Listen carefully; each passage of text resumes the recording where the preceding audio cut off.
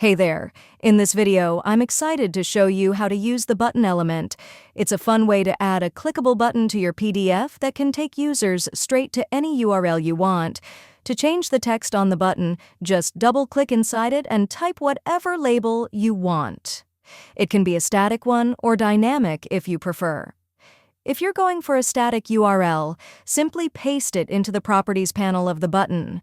But if you want to switch things up with a dynamic URL for each PDF you create, just toggle the field option and pick the field in your base that holds the URLs for each record. And that's not all. You can customize the button's text to look just the way you like.